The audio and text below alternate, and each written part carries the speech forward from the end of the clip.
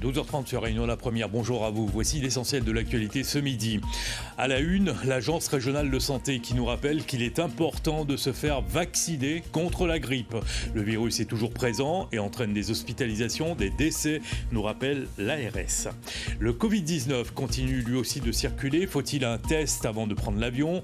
Le pass vaccinal est-il obligatoire? Nous ferons un point sur la procédure sanitaire avant d'embarquer. Politique, législative, vote du second tour dans moins de 48 heures. Nous allons nous arrêter ce midi sur un dernier sondage qui donne le parti présidentiel en tête. Mais rien n'est définitif. Grand perdant de cette élection pour le moment, les Républicains. Dans la deuxième partie de ce journal, nous évoquerons toutes les questions autour des successions de partage de terrain avec Jérôme Sidney, notaire de Saint-Pierre. Nous attendons vos questions au 02 62 99 11 15. Voilà donc pour les titres, soyez les bienvenus. Mais tout d'abord, parlons de la météo. Une dégradation du temps est attendue pour les prochaines heures. Regardez ce qui se passe autour de nous en ce moment. Météo France nous annonce l'arrivée d'un front froid. Katiana Castelnau, bonjour. Il faut s'attendre à une chute des températures?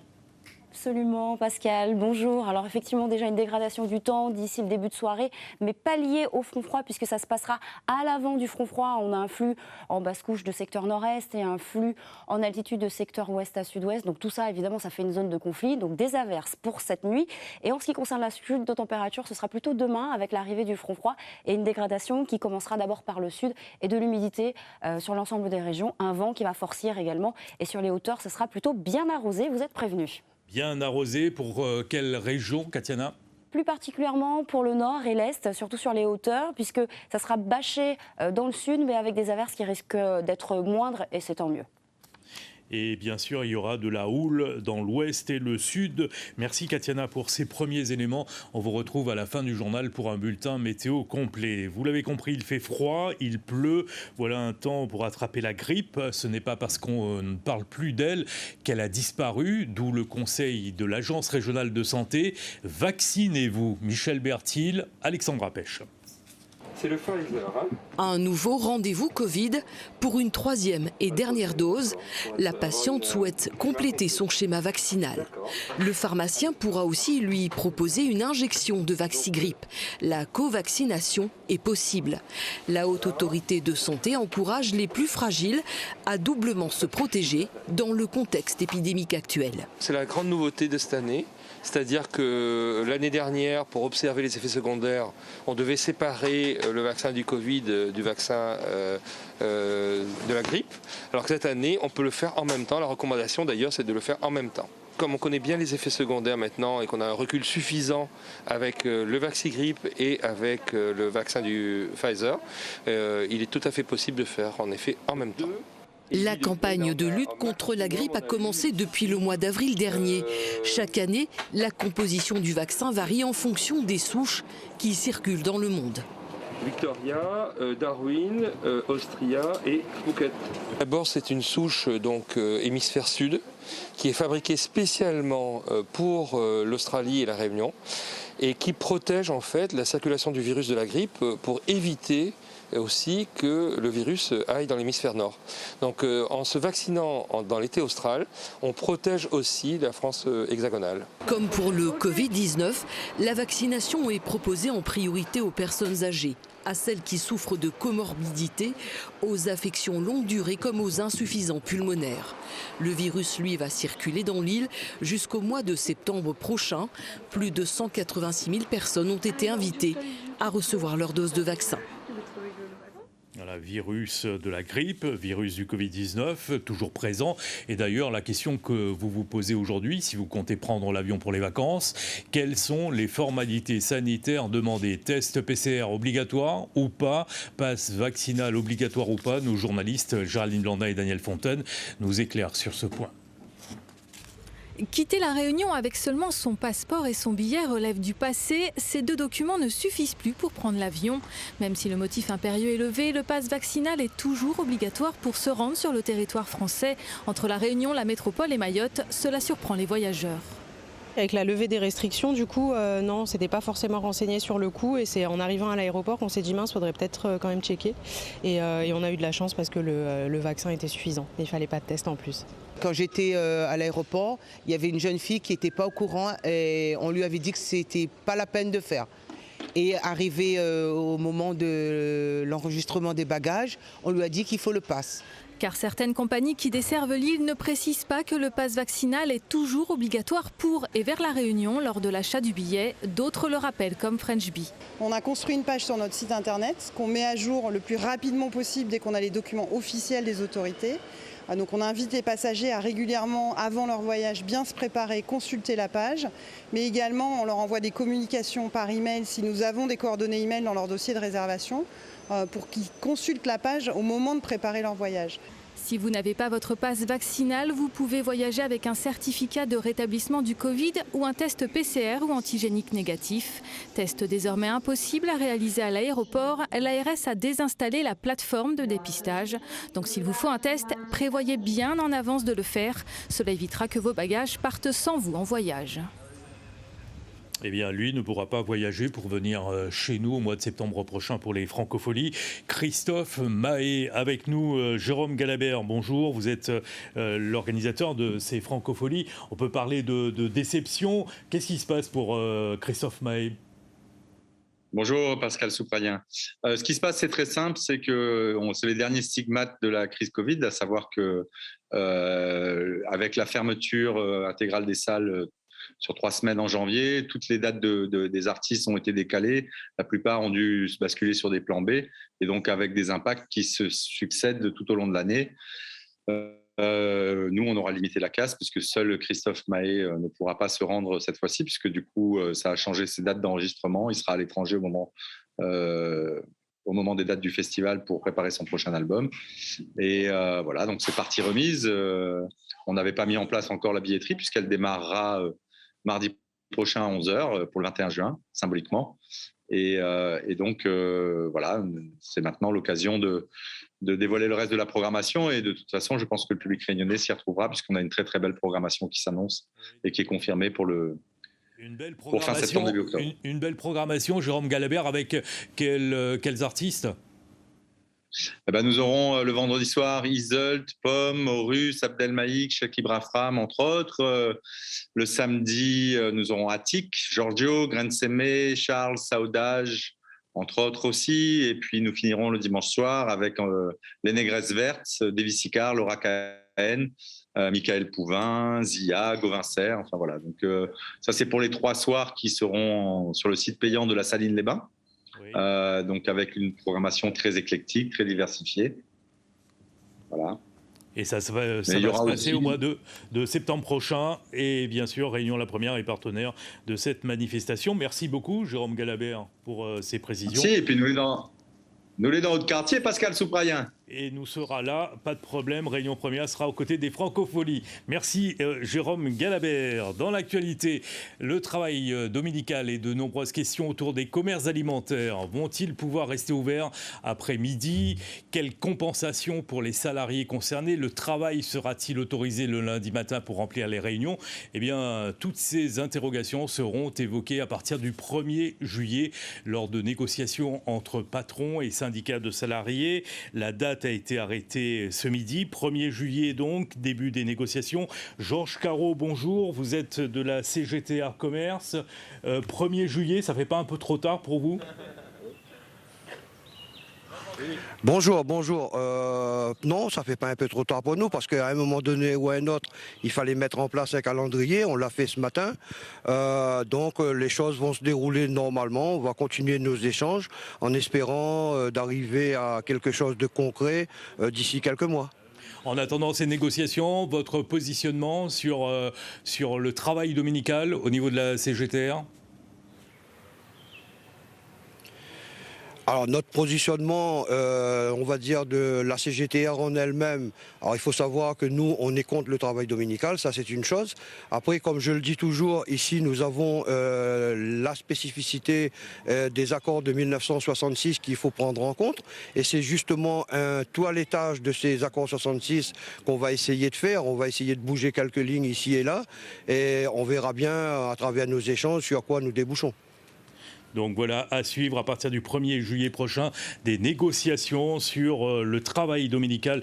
Merci beaucoup Georges Carreau pour ces précisions à venir. Merci beaucoup. Les salariés de Corbeil d'Or sont inquiets. Ils sont implantés dans l'Ouest. Le Corbeil d'Or, c'est une société spécialisée dans l'accompagnement et l'aide à domicile des personnes âgées ou vivant avec un handicap. Ces salariés ont débrayé ce matin pour réclamer plus de transparence sur le financement de l'entreprise. Nous écoutons tout de suite les explications de Madame Pascale Thionville, manager de l'antenne Est et responsable syndical. On s'est réunis ici au niveau du siège en tant que salariés car il y a un gros manque de communication pour nous qui sont sur le terrain. Donc on est venu ici pour éclaircir certaines choses. La goutte qui a fait déborder le vase, c'était une dépense qui a été prise par l'administratrice en place concernant une embauche sans nous prévenir et dont une prise en charge globale à la hauteur de 50 000 € par mois qui nous a interpellés. Et donc voilà, notre présence l'heure du jour, c'est de sauver Corbeil d'Or. On est là, on est inquiet et donc on aimerait justement avoir plus de transparence et de communication avec l'administratrice en place. Voilà. Voilà pour l'interview signée Marie-Ange Frassati. La réunion est prévue cet après-midi entre planteurs de canne et industriels. Ils vont discuter de la prochaine convention canne pour les 5 années à venir. Un point qui suscite inquiétude au niveau des planteurs. Nous les avons vus dans la rue en début de semaine lors d'une marche noire à Saint-Denis. Les agriculteurs veulent savoir dans quelles conditions vont se dérouler les prochaines campagnes sucrières. Celle de cette année doit commencer d'ici à quelques jours. Les planteurs demandent une lisibilité pour l'avenir de la filière.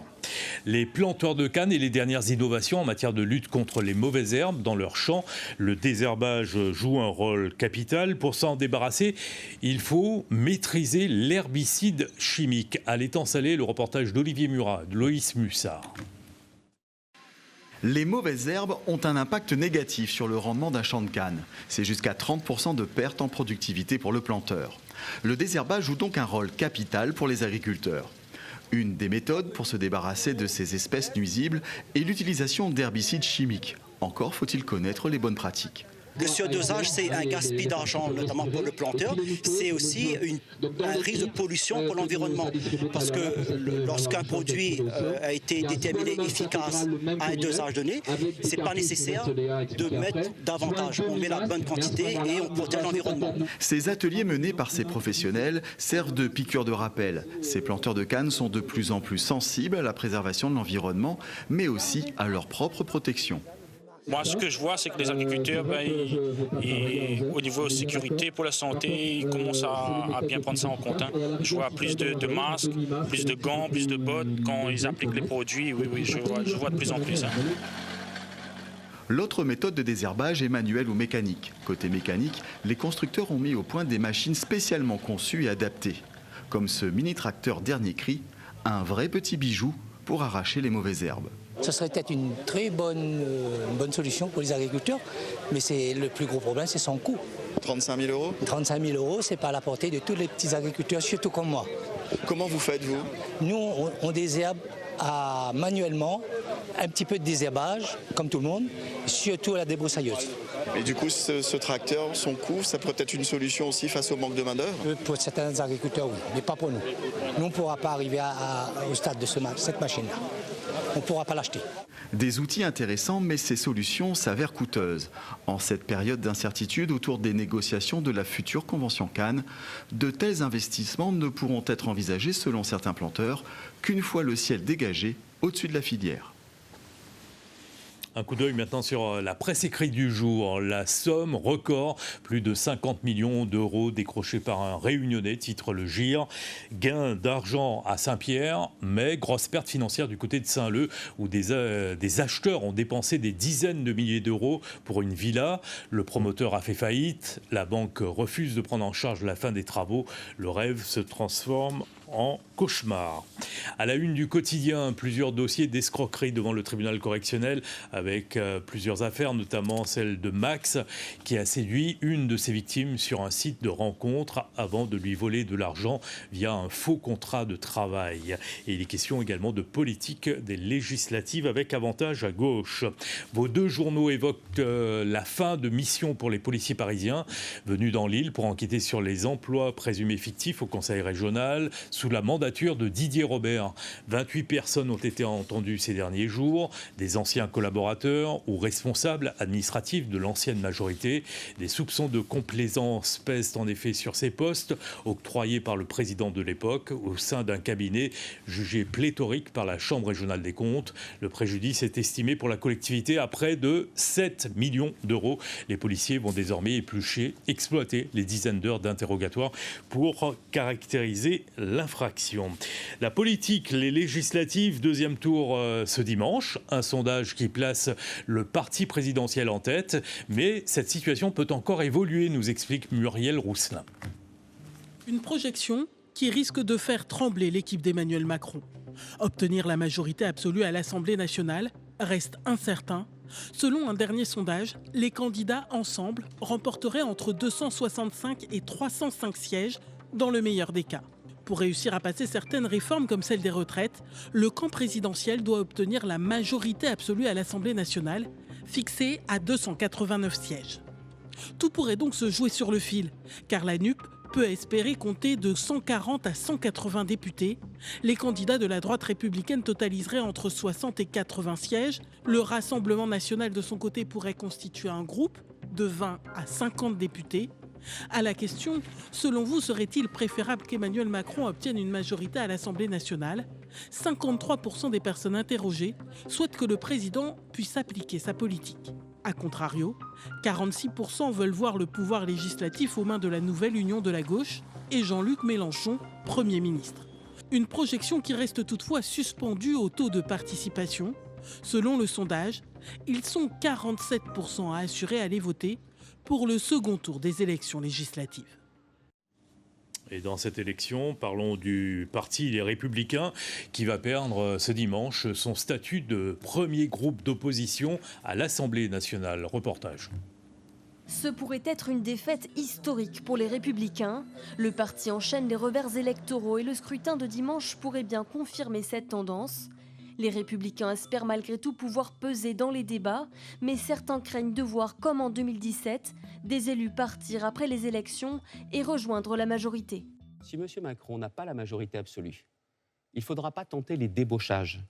Parce que ça, ce serait à la fois de la trahison et ce serait un déni démocratique. Vous savez, si les Français, comme cela semble le dessiner, veulent une majorité relative, c'est parce qu'ils ne veulent pas connaître le même quinquennat. Et donc, s'il y a des manœuvres pour essayer de récupérer tel ou tel élu, là, ça va accentuer le fossé entre la politique et les Français. Le parti réfute l'hypothèse d'un accord avec la majorité, mais n'exclut pas des discussions. Encore faut-il que M. Macron, alors, accepte quelque chose qui n'est pas facile pour lui, c'est que ça ne va pas être une ambiance simplement pour aider. Ça va être un nouveau pacte de gouvernement dans lequel, notamment, la partie sécurité, justice, lutte contre le communautarisme et toutes ces questions de laïcité qui sont essentielles, sera sur la table d'un accord politique, parce que c'est le chaînon manquant. Sur ces sujets, ça ne peut être qu'un pacte, peut-être, à condition que tout le monde soit d'accord. Pour ce second tour, les candidats des Républicains et de l'UDI sont présents dans 76 circonscriptions.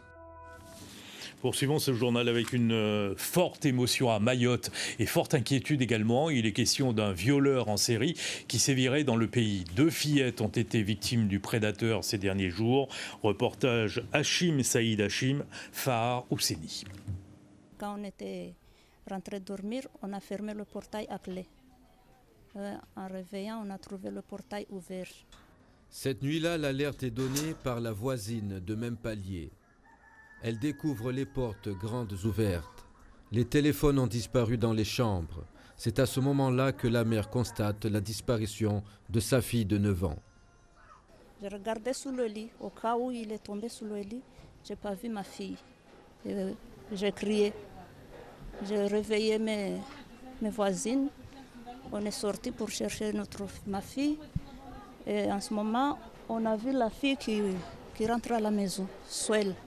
C'est dans ces chemins difficiles d'accès, dépourvus d'éclairage, qu'on retrouvera sa fille à une centaine de mètres du domicile. Je l'ai trouvé, son caleçon en sang.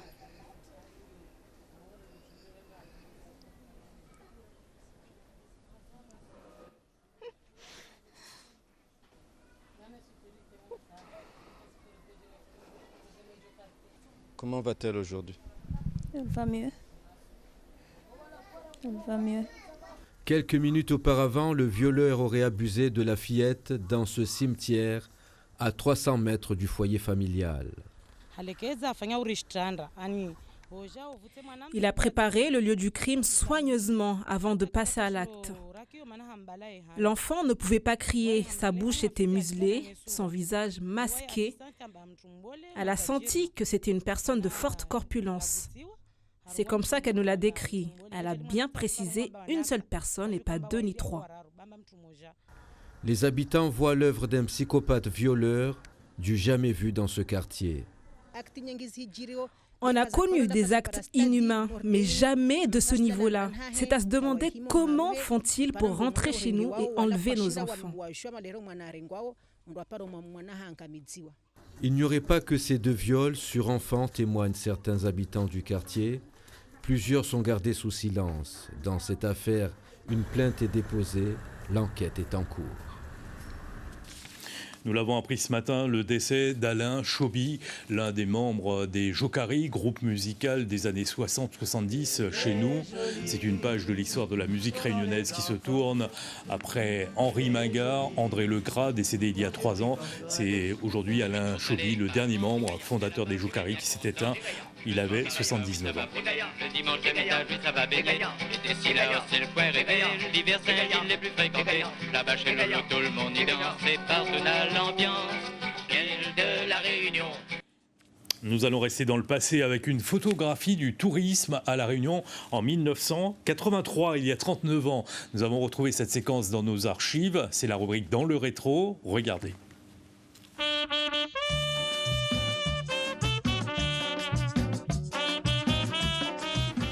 110 000 habitants, des rues coupées sèchement à angle droit, des embouteillages inextricables. Saint-Denis de la Réunion ressemblerait à s'y méprendre à n'importe quelle ville de préfecture métropolitaine s'il n'y avait pas les Dionysiens. Créoles, Indiens, Africains, Chinois, Européens.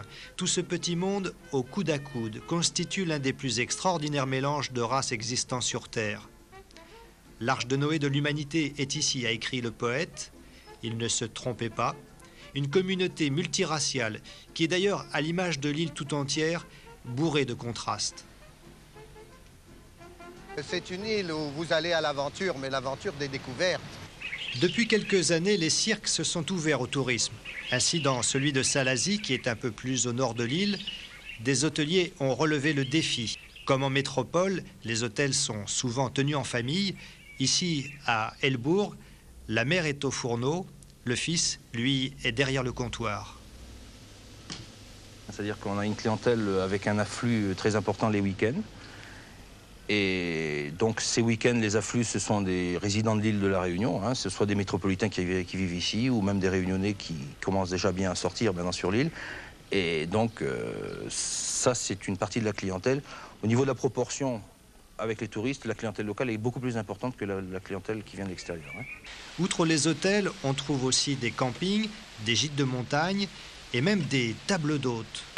À la tête de l'une d'entre elles, un couple créole qui s'est lancé dans l'aventure il y a 3 ans.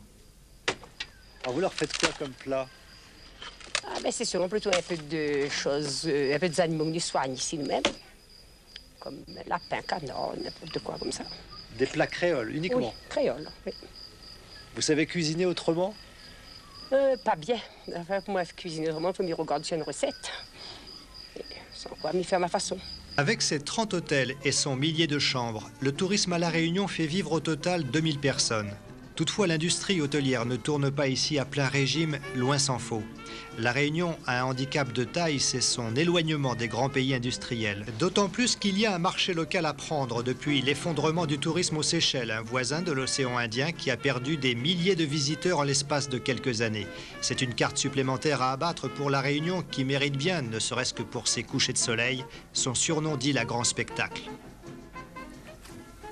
Nous entamons la deuxième partie de cette édition avec vos appels au 02 62 99 11 15.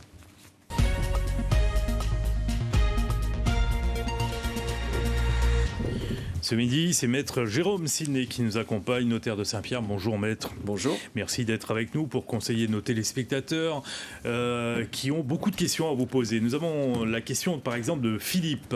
Philippe qui nous raconte qu'il a un terrain agricole à la plaine des Palmistes. Il souhaite y construire une maison. Sa question, faut-il absolument déclasser ce terrain pour construire ?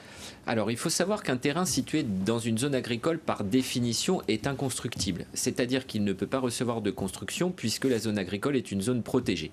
Certains agriculteurs, de par leur activité, si vous avez de l'élevage par exemple, et qu'il faut absolument être sur place pour surveiller les animaux, eh bien dans cette situation, peut avoir une autorisation pour construire sa résidence principale.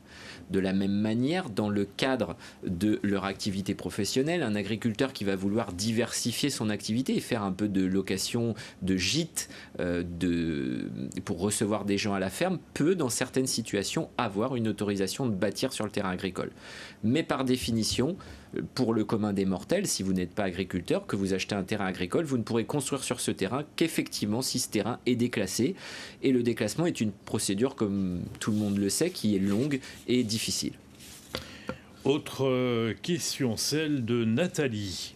Je dois acheter un appartement, on me dit de faire attention aux normes d'isolation thermique. Il y a les catégories A, B, C. Est-ce que ça s'applique à La Réunion ? Alors pour expliquer aux téléspectateurs la question de cette téléspectatrice, il faut savoir que quand on achète un bien immobilier, en fonction de sa situation, de sa localisation, on peut être soumis à certains diagnostics qui s'appliquent ou non à La Réunion. Si vous achetez un bien en métropole, par exemple, vous serez soumis à ce que l'on appelle le diagnostic de performance énergétique. D'accord. Suivant la zone, au diagnostic thermite. Suivant l'âge du bien, vous pouvez être soumis au diagnostic pour rechercher la présence d'amiante ou la présence de plomb. En ce qui concerne cette téléspectatrice qui a une question par rapport à la performance énergétique, eh bien, il faut savoir la performance énergétique, le diagnostic ne s'applique pas à La Réunion. Pas pour l'instant. Pas pour l'instant, ça doit s'appliquer à un moment ou un autre, puisqu'on est un territoire français, ça s'appliquera à un moment ou un autre, quand je ne sais pas, mais ça s'appliquera à un moment ou un autre. Qu'est-ce que c'est que la performance énergétique ? Eh bien, c'est un diagnostic qui est fait par un professionnel qui va venir pour voir si le bien est isolé de manière convenable, ou une bonne isolation, dans ce cas-là, la classification sera plutôt A, B, C, ou une mauvaise isolation, et dans ce cas-là, le bien pour être chauffé en métropole, ou pour être refroidi à La Réunion pendant l'été, eh bien, vous aurez un état exact de l'isolation de votre bien qui va entraîner une classification. Mais ça risque d'être compliqué ici à La Réunion parce que la plupart des habitations n'ont pas cette isolation thermique. Alors l'isolation à La Réunion, ça dépend de certains biens. Effectivement, certaines constructions peuvent être isolées peut-être un petit peu moins bien qu'en métropole. Après, c'est les diagnostics qui le diront.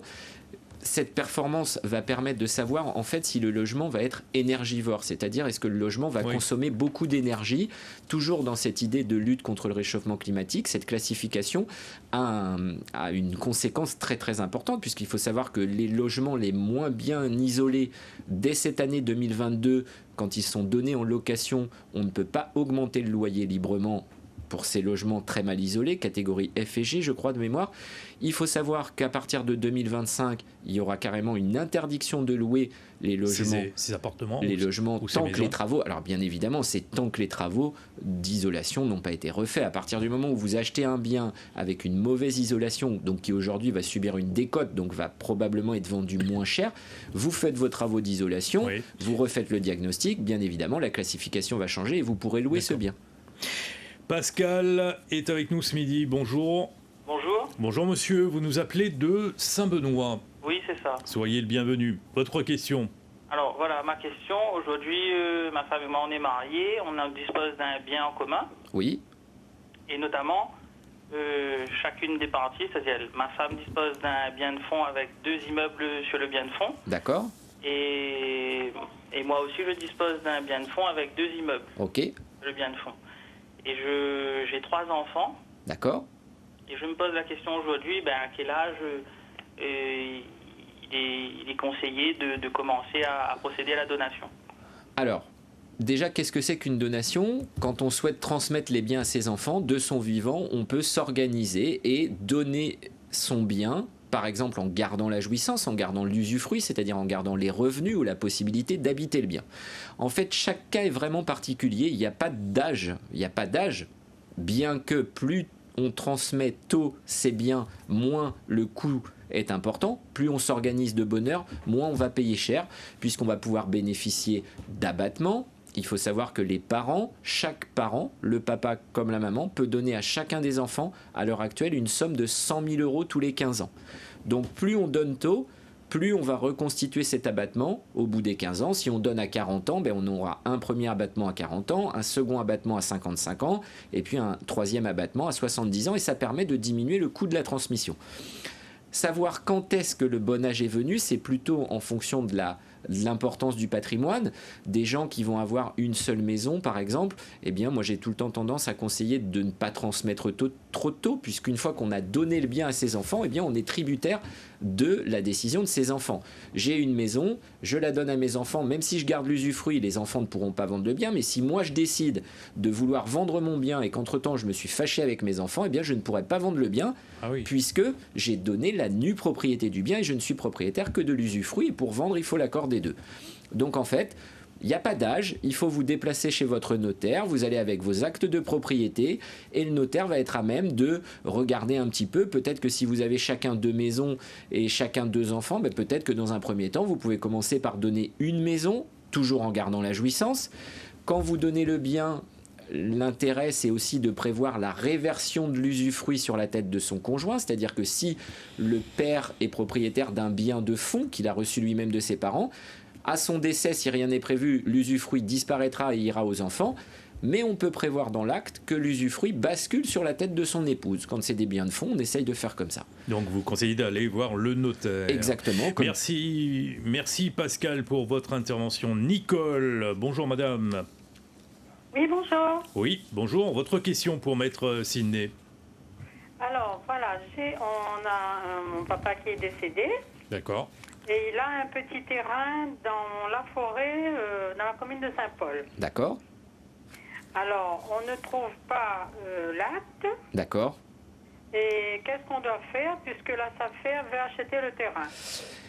Alors, sans trouver l'acte, ça va être compliqué, madame, puisque peut-être c'est un acte ancien qui n'a pas été enregistré à l'époque, puisque les actes ne se publiaient pas forcément avant une certaine date, aux alentours de 1978. On peut avoir du mal à retrouver son acte. Donc, il faut savoir que malheureusement, si vous ne retrouvez pas votre acte de propriété, vous ne pourrez pas faire le nécessaire pour que le bien soit vendu à la SAFER. D'accord. Il faut savoir, c'est comme une carte grise de voiture. Aujourd'hui, ça arrive de temps en temps que les gens aient perdu leurs actes. Si ce sont des actes anciens, malheureusement, et que vous ne retrouvez pas votre acte, il n'y a pas de solution pour le récupérer. Alors, il faut vous renseigner aux archives départementales. Il faudra demander un état hypothécaire, c'est-à-dire un document auprès des services fiscaux de manière à ce que vous essayiez de retrouver peut-être votre acte de cette manière-là et puis peut-être retrouver l'acte aux archives départementales. Si l'acte est trop ancien. Voilà, Nicole, la réponse à votre question. Marc nous attend au standard. Bonjour, monsieur. Allô, bonjour, oui. Maître, bonjour, monsieur Pascal, ensemble. Oui, bonjour. C'est-à-dire, on a le bien, fin partagé. C'est-à-dire, on a le bien, fin partagé, il donne les enfants de là, mais Malaga la puissance, comme on a plusieurs maisons. D'accord. C'est-à-dire, il redonne la puissance les enfants, de toute façon, c'est-à-dire, il paye les impôts fonciers. Oui. Sur les enfants. C'est-à-dire, les enfants, on va payer. Mais, c'est-à-dire, il veut connaître si Chomia paye le notaire, ou moins donne la jouissance. Alors bien sûr, il faut savoir que quand les parents gardent la jouissance, en fait, il faut virtuellement couper le bien en deux, d'une partie la nue propriété et de l'autre partie ce que l'on appelle l'usufruit ou la jouissance, comme l'explique le téléspectateur. Quand on donne le bien en gardant la jouissance, on va donner à ses enfants la nue propriété et les parents vont garder la jouissance. Eh bien, en cas de décès, cette jouissance que l'on appelle l'usufruit en termes techniques va être transmise automatiquement aux enfants sans rien payer. Alors que si du vivant, les parents donnent leur usufruit sur un bien ou sur plusieurs biens, cet usufruit va devoir être valorisé, on va devoir lui donner une valeur qui est fixée en fonction de l'âge des parents. Et quand on va le donner, eh bien, c'est un pourcentage de la valeur du bien. Et bien sûr, il faut appliquer les abattements, c'est-à-dire voir s'il reste des abattements disponibles pour transmettre le bien à moindre coût. Et si on n'a pas d'abattement, eh bien, la taxation va être sur une première tranche à 20%, puis 30%, puis 40%. Donc effectivement, pour ce téléspectateur, il faut qu'il contacte son notaire, qu'il l'appelle et qu'il voit avec lui combien ça va lui coûter de donner l'usufruit aux enfants. Parce que très souvent, quand les gens voient le coût de la transmission de l'usufruit et qu'ils ont déjà donné la nue propriété dans les années proches de ce projet de transmettre l'usufruit, eh bien, les gens renoncent et attendent les abattements parce que le coût, c'est... Du coup, on revient à une taxation comme si on avait transmis le bien en pleine propriété et le coût est en général élevé. Parce que, c'est-à-dire la maison... C'est-à-dire la maison m'y habite dedans, c'est-à-dire mieux garde la licence pour moi. Oui. Bien de façon des enfants, on l'a pas trop de ça d'ici.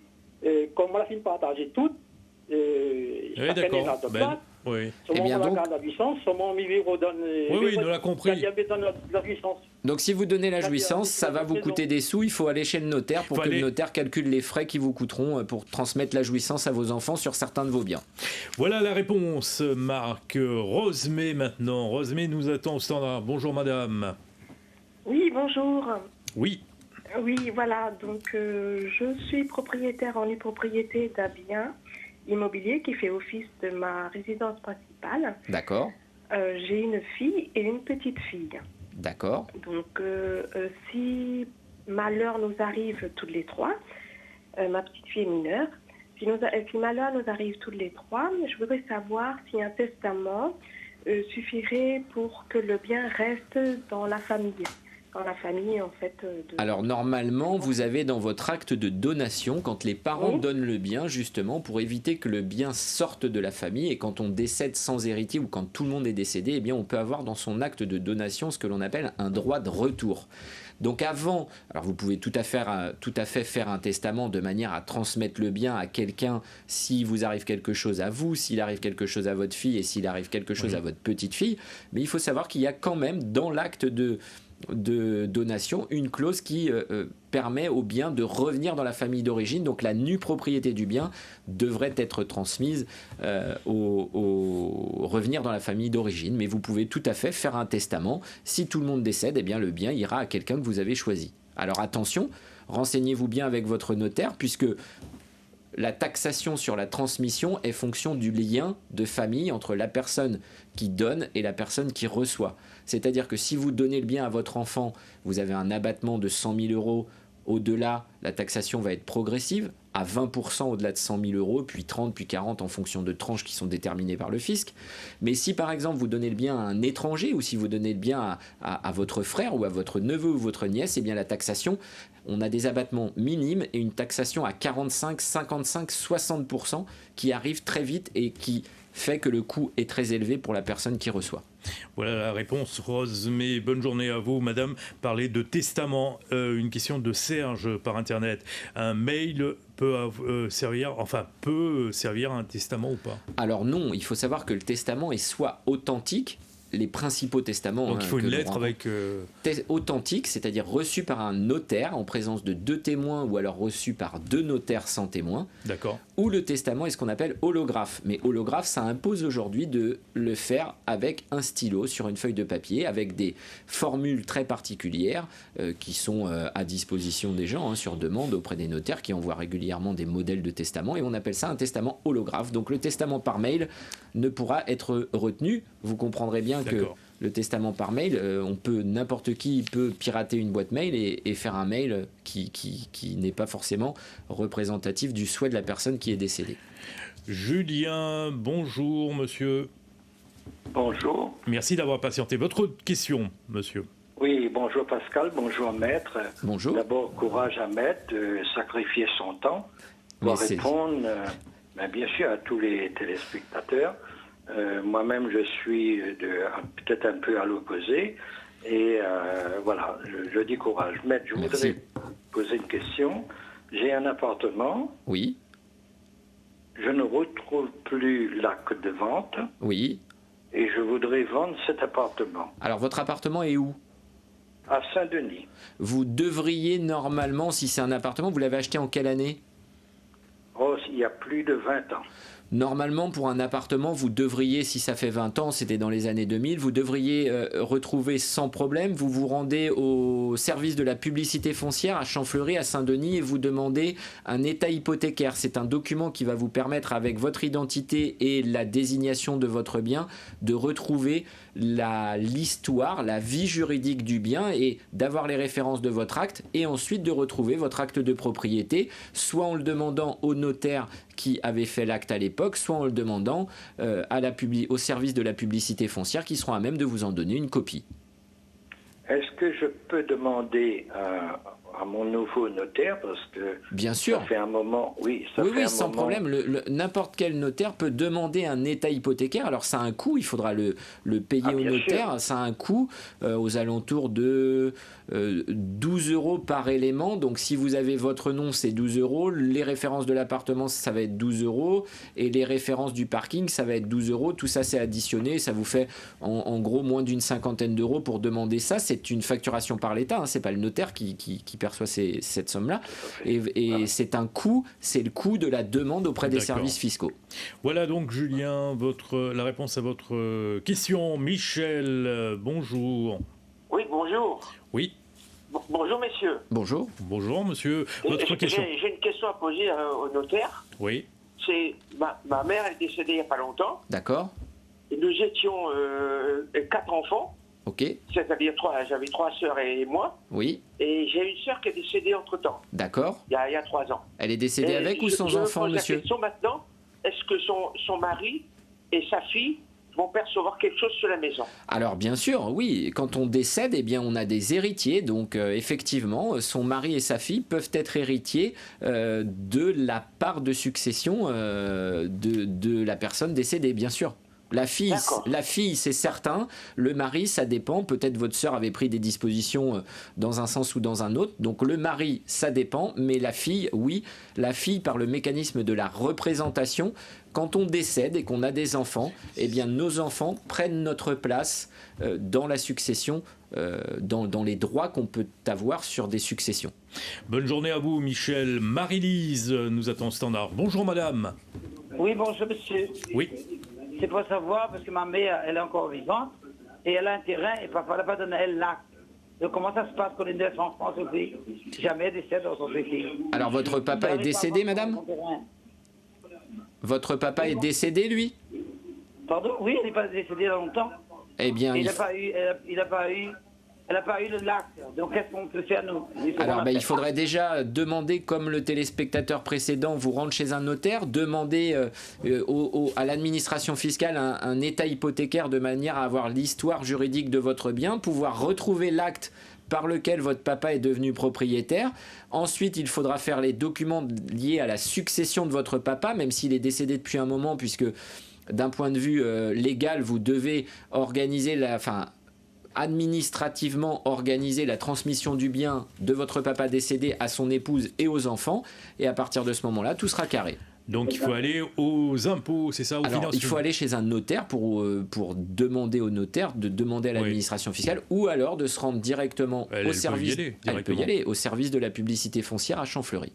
Marie-Lise, bonne journée à vous et bon courage pour la procédure. Cindy, bonjour. Bonjour Pascal, bonjour maître. Bonjour madame. Je vous ai appelé, c'est pour avoir une réponse claire à ma question. Ok. En fait, je vous appelle parce que je suis propriétaire d'un terrain. D'accord. Et le terrain était un terrain agricole. Ok. On a fait tout le possible pour déclasser pour que je puisse construire ma maison dessus. D'accord. Mais là, le souci c'est que j'ai vu avec une entreprise de l'Artica Habitat de Sainte-Marie. D'accord. Pour faire le dossier avec eux, pour le dossier. Ok. Et avec lui, ils veulent absolument la taxe foncière du terrain. Oui. Et votre Je question? l'ai déjà dit en plusieurs fois que le terrain était un terrain agricole. Il n'y a pas de taxe sur le terrain. Comment ça se passe pour ça, s'il vous plaît? Alors, est-ce que vous avez votre acte de propriété? Oui. Eh bien, vous leur transmettez une copie de votre acte de propriété. Après, vous leur faites un petit courrier en précisant que vous ne régliez pas de taxe foncière à l'époque puisque le terrain était agricole. Aujourd'hui, votre terrain a dû être déclassé, d'après ce que je comprends?